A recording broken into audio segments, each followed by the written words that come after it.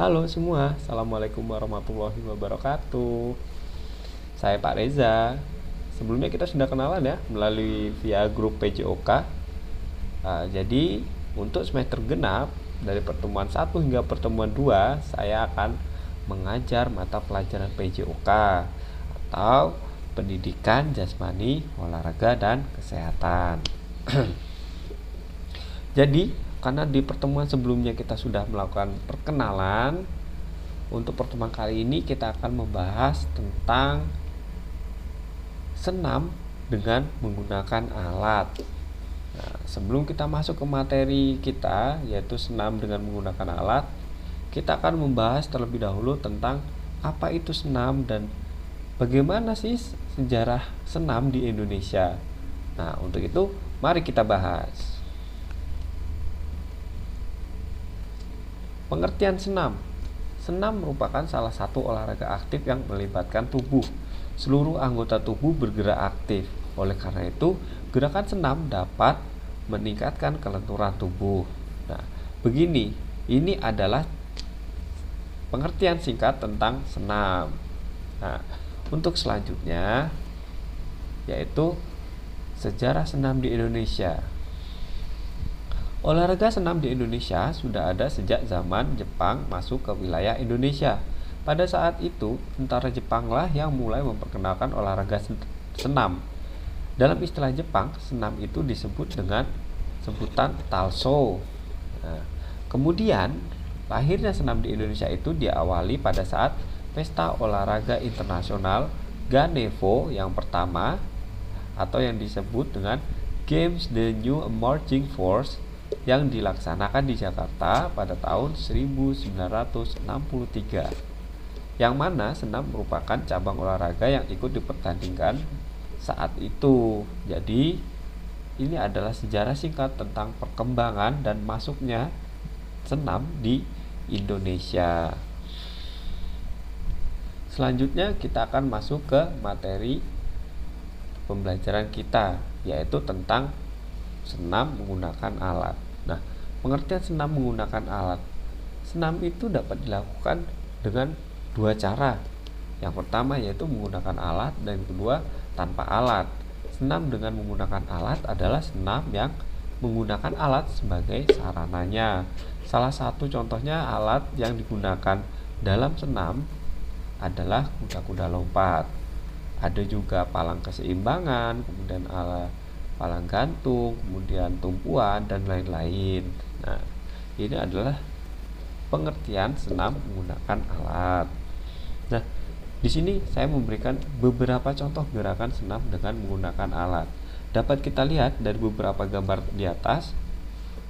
Di situ ada yang menggunakan alat sebagai gerak keseimbangan, kemudian ada gerakan mengguling ke depan atau roll ke depan, kemudian ada gerakan guling ke belakang atau roll belakang, kemudian ada gerakan ayunan, yang kemudian ada gerakan berpindah juga, kemudian ada gerakan melompat, kemudian mendarat, kemudian ada gerakan menggunakan kuda-kuda lompat, kemudian ada juga yang melakukan kegiatan gerakan keseimbangan dengan meniru sebagai pesawat terbang. Nah, ini adalah beberapa contoh gambar tentang senam menggunakan alat. Nanti kalian bisa buka di Google atau di YouTube bagaimana sih senam menggunakan alat itu, atau bagaimana gerakannya atau gambarnya seperti apa. Kalian nanti bisa searching sendiri, kalian bisa mencari tahu, menambah wawasan melalui media-media internet yang ada. Nah, selanjutnya gerak dominan senam dengan menggunakan alat. Nah, seperti gambar sebelumnya, gerak dominan senam dengan menggunakan alat itu ada 9 item atau 9 gerakan. Gerakan yang pertama yaitu ada bertumpu, kemudian gerakan bergantung, kemudian ada gerakan keseimbangan, ada gerakan berpindah, gerakan tolakan, kemudian ada gerakan putaran, ada gerakan mendarat, ayunan, dan melayang. Nah, jadi perlu diingat ya, gerakan dominan senam itu dominan senam dengan menggunakan alat ada 9.